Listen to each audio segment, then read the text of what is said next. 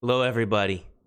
What's up? But today we're going to talk about 5 tips or strategies to help us all get through Dying Light 2 relatively easily. So check it out.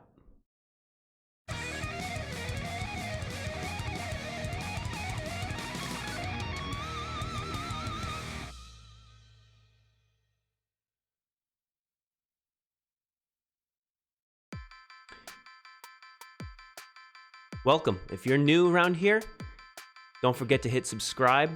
I post videos every Friday at noon Pacific, and then I'll produce some other videos from time to time during other parts of the week. But if you like video games, this is a place for you.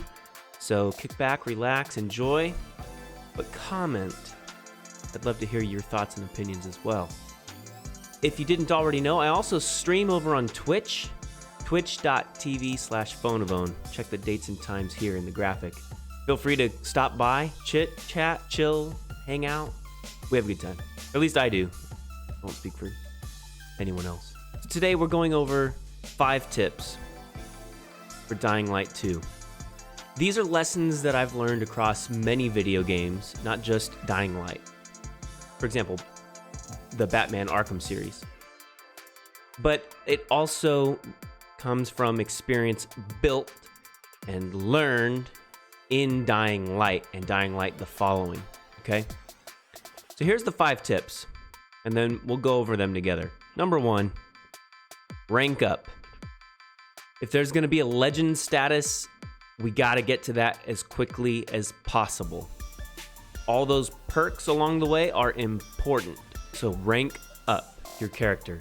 Number 2, choose your weapons carefully. They do matter, okay? The tools that you use in order to solve puzzles throughout the game, they're incredibly important, okay?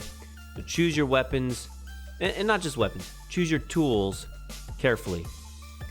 Along that same line, remember, number 3, boosts are very important, okay? We'll talk about various boosts from Dying Light. Will they even come back in Dying Light 2? We'll see. Number 4, get vertical. Verticality is hugely important, and it's going to be even more important in Dying Light 2. We know that from the comments they've already made in the gameplay that they released. And I guess it goes without saying, but number 5, carry UV light. Now, in Dying Light, you had either a UV flashlight or flares. You should have at least one or the other, okay? So, UV light, get vertical, boosts are important, choose your weapons or your tools carefully, and first, as I'm going in reverse order, rank up. Let's dive into each of these here. The first thing, in my humble opinion, you need to focus on your health. Now, in Dying Light, you can increase your health bar significantly. By the time you get legend status,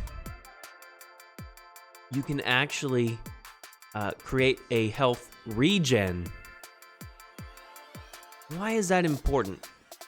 Well, when you're out slaughtering zombies, you're very likely to get hurt. Think about the zombies you have in Dying Light.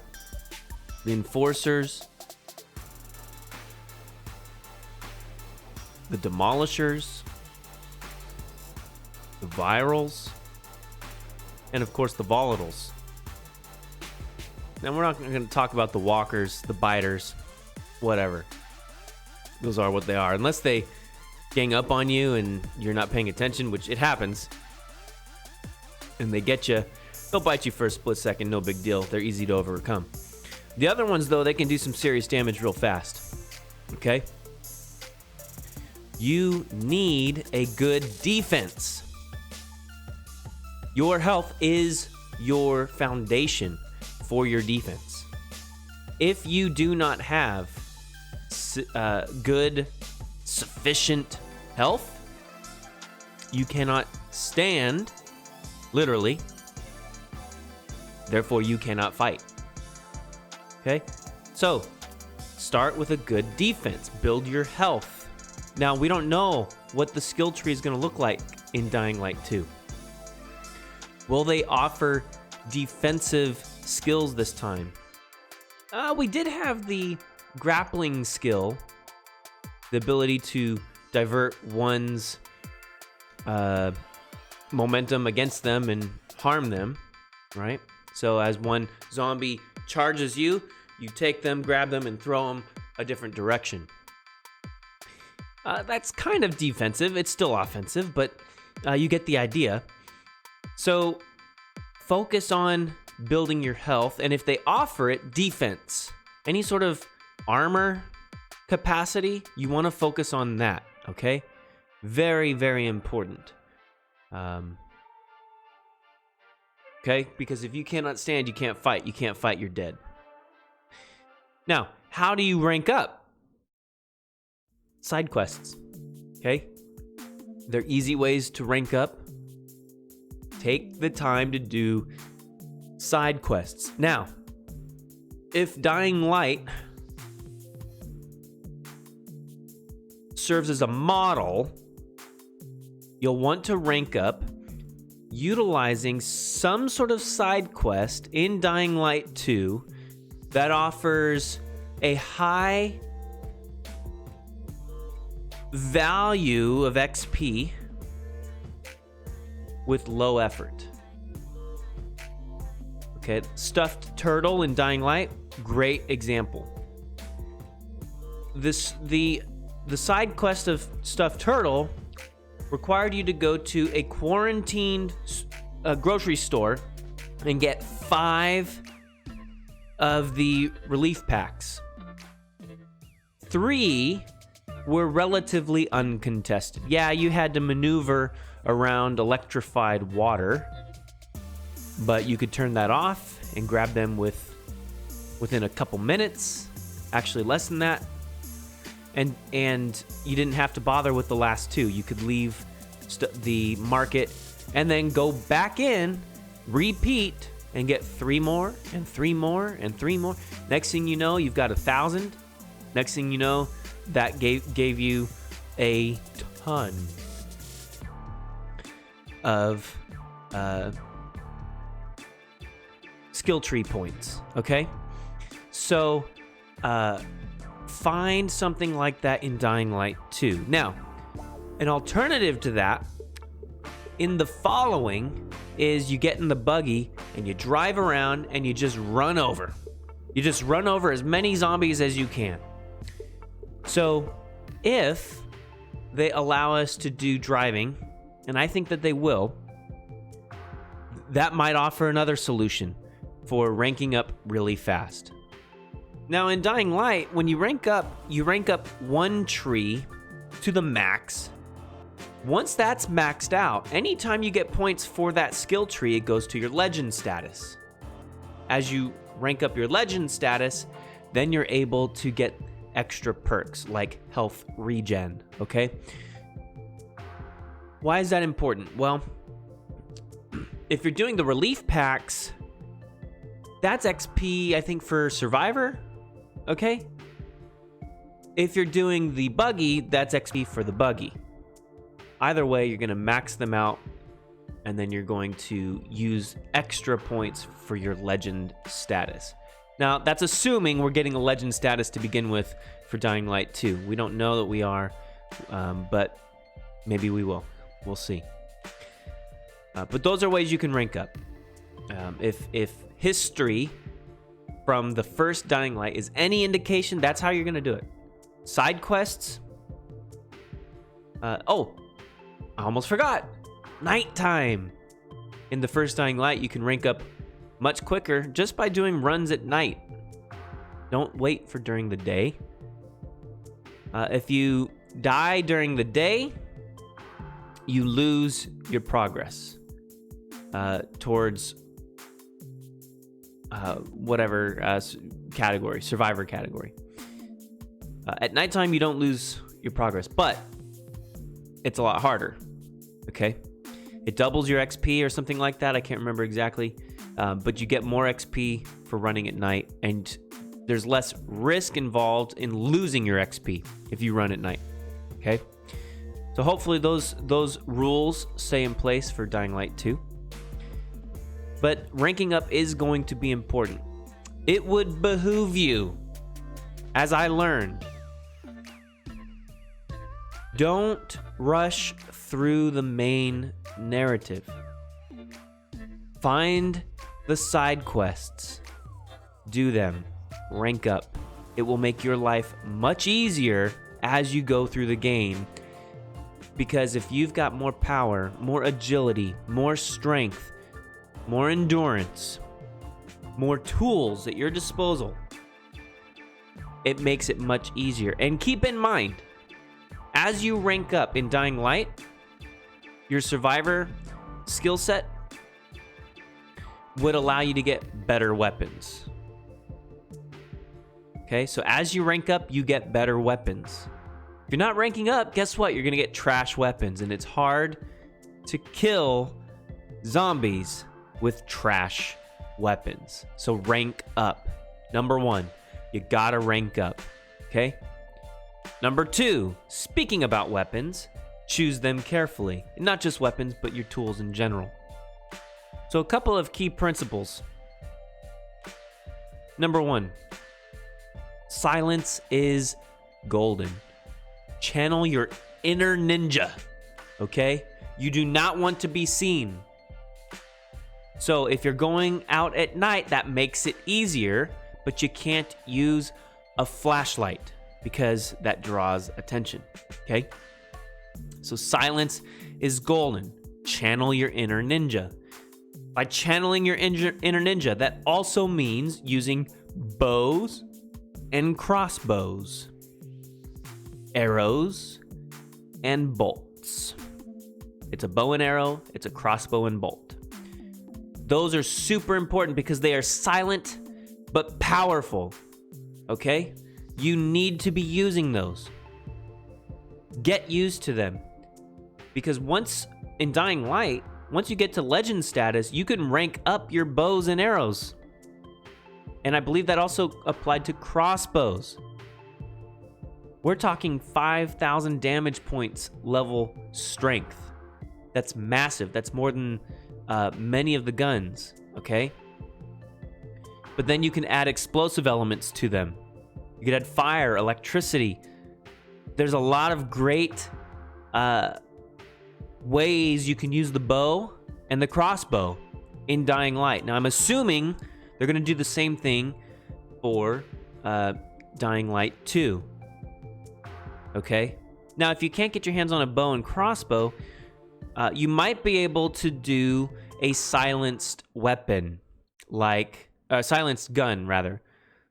However, if history's any indication, in Dying Light, you had to get subsonic ammo by farming requisition packs, which are different from relief packs, and they were really hard to find, spawning with the special GRE operatives in Old Town once every 30 minutes to an hour. And you would be lucky if you killed all 3 operatives and got 3 of those rec packs. That's not very good return on your investment. So I wouldn't recommend it.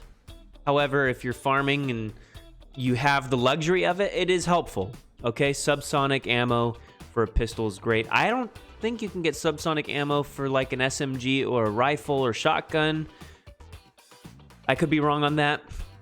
But if you can, that would be great, because silence is golden, okay? Now, if silence cannot be afforded, shotguns are overpowered and you want them, okay? It makes sense because you're shooting dying, rotting flesh. A shotgun expands its overall point of impact Whereas a rifle or a pistol or even an SMG has a single point of contact. Okay, so you don't want that. You want a much wider point of impact, like a shotgun. Shotguns do a lot more damage. They will destroy the zombies, okay? You want to get shotguns. You want to level up there as well, okay? So if you can't go silent, shotguns are more important than rifles, in my opinion. Now, there's different uses, right?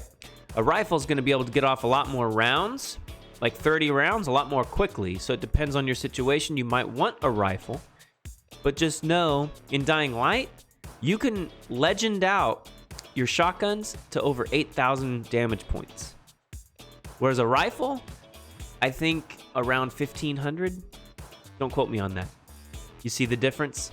Even the bows and arrows and the crossbows do more damage than the rifle. But again, the rifle offers something different.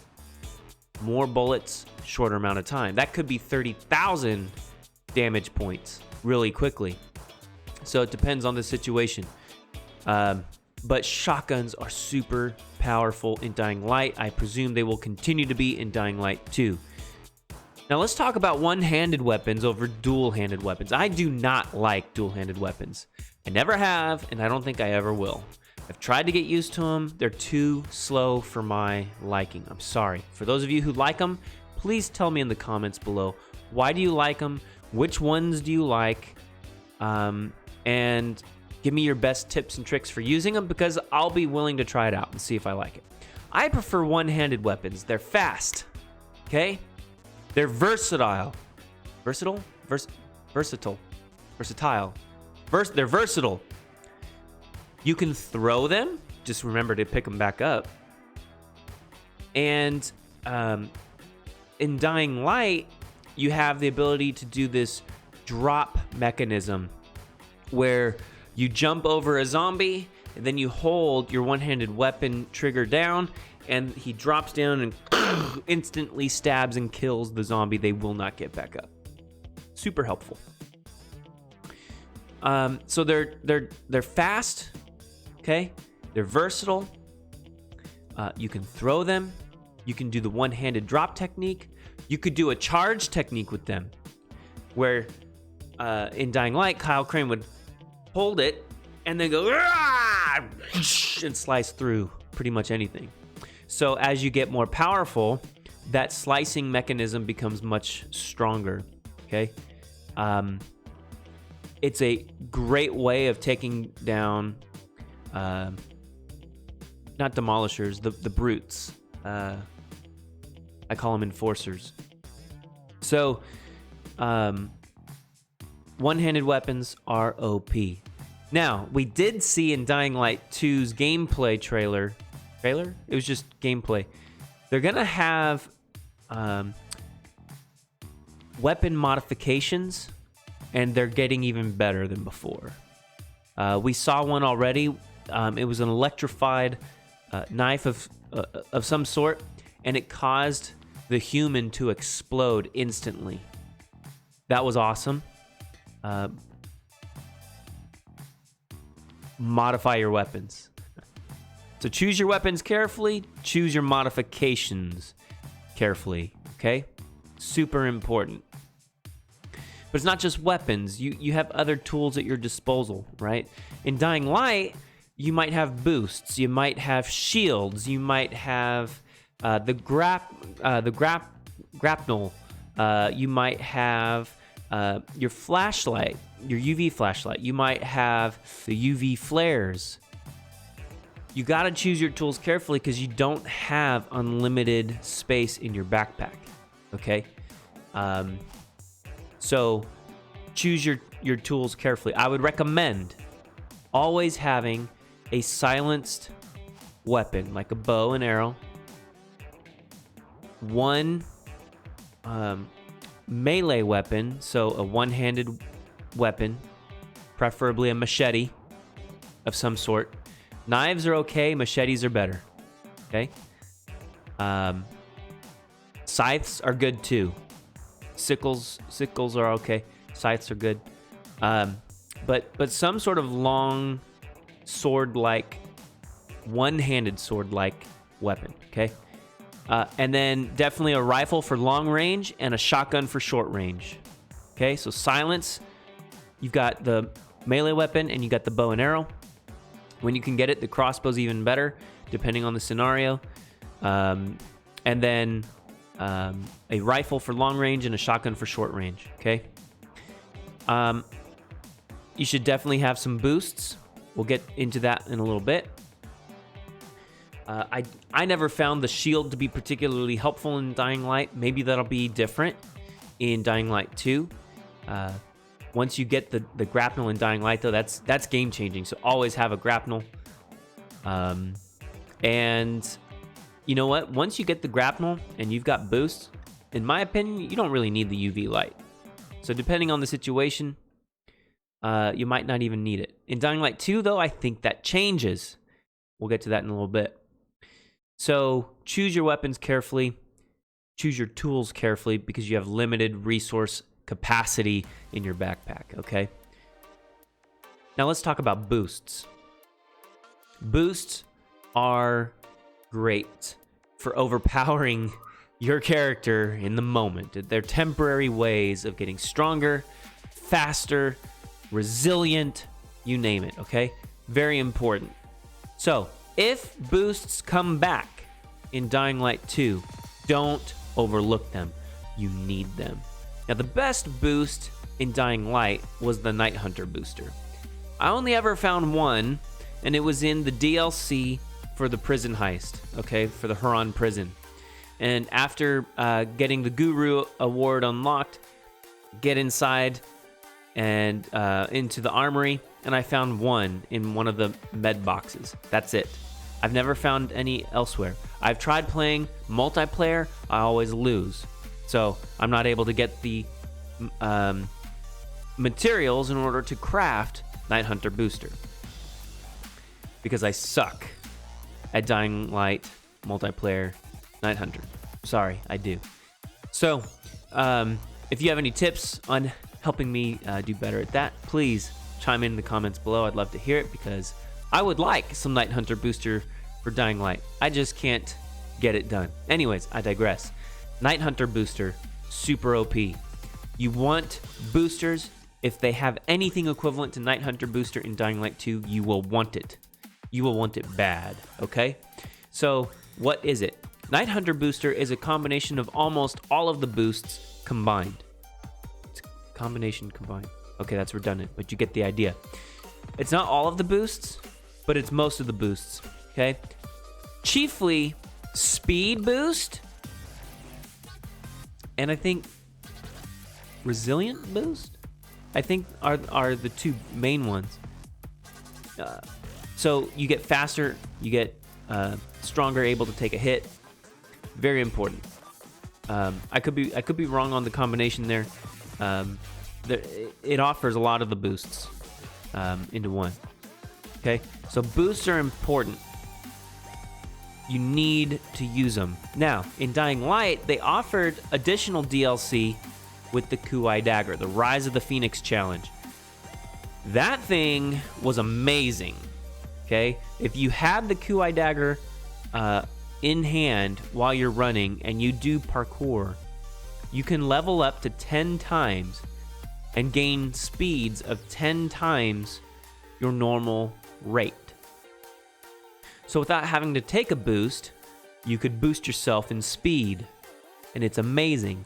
You could combine the Kuai Dagger's effects with a speed boost or a Night Hunter booster and be extremely fast, lightning quick.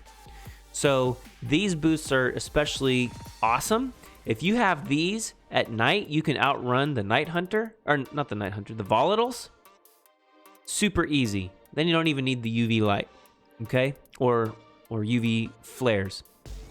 Boosts are important. Don't overlook them. If they are there in Dying Light 2, make sure you leverage them.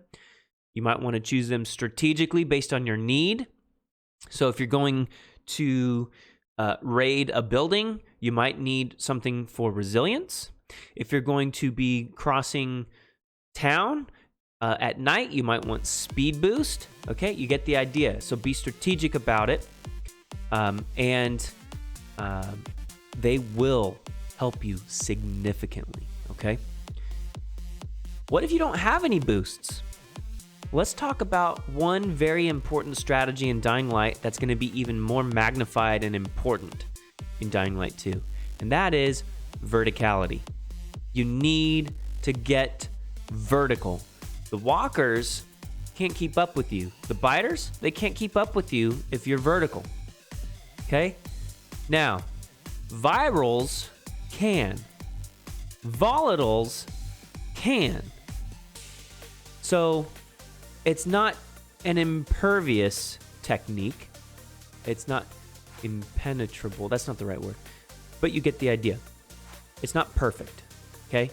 You need to get vertical, but don't be lulled into a false sense of security because you will die. Okay?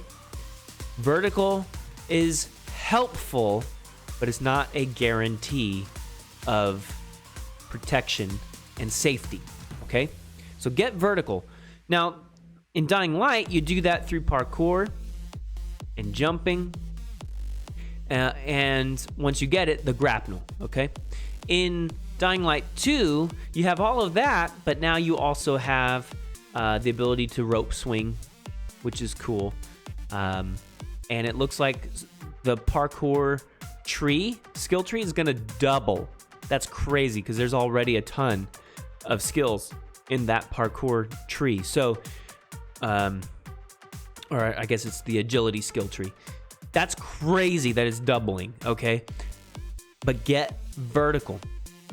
Just don't be lulled into a false sense of security because you can still die even though you get vertical. But it will help you, okay?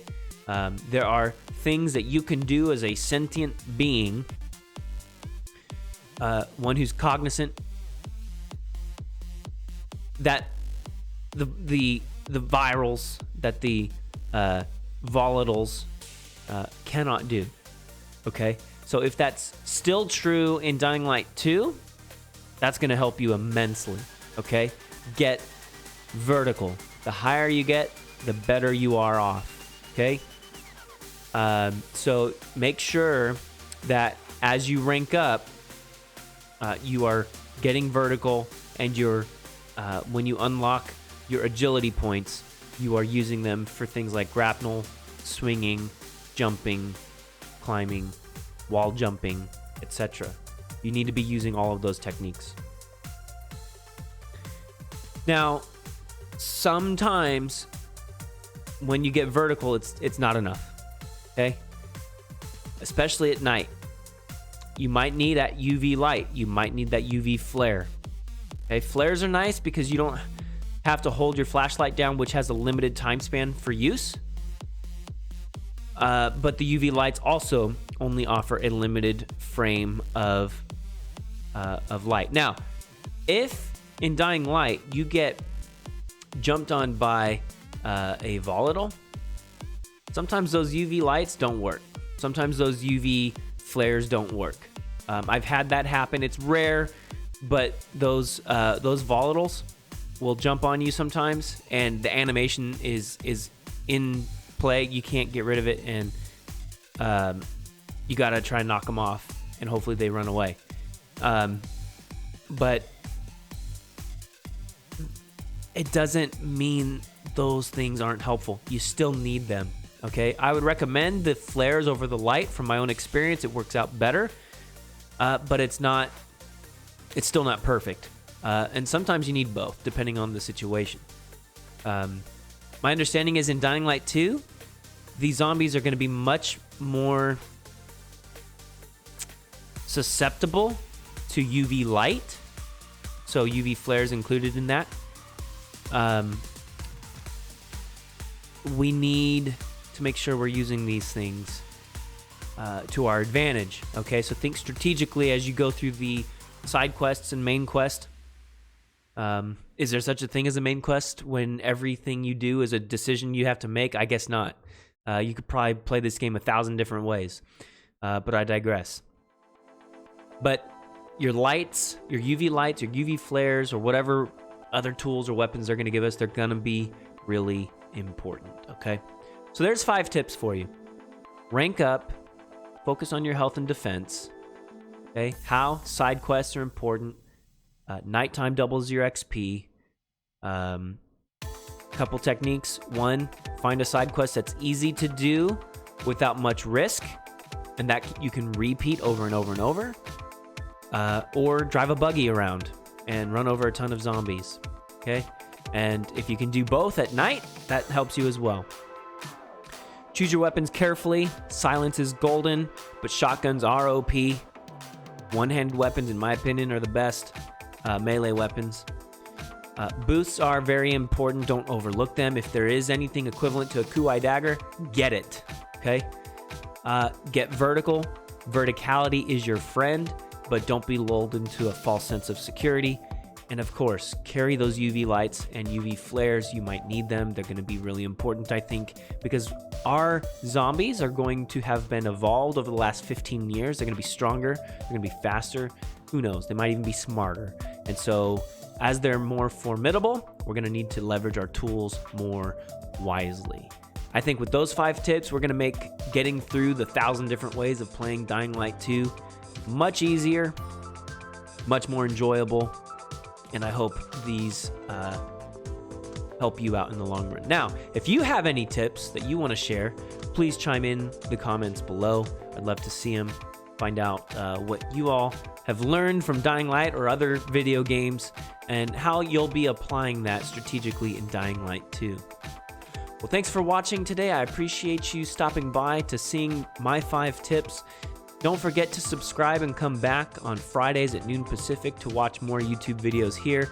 But don't forget also to stop by my stream on Twitch on Tuesdays, Thursdays, and Saturdays, times shown here. Come hang out. Give me a follow. Chill and chat. It'd be nice to see you there. Alrighty? Have a good one. We'll see you next time. Bye-bye.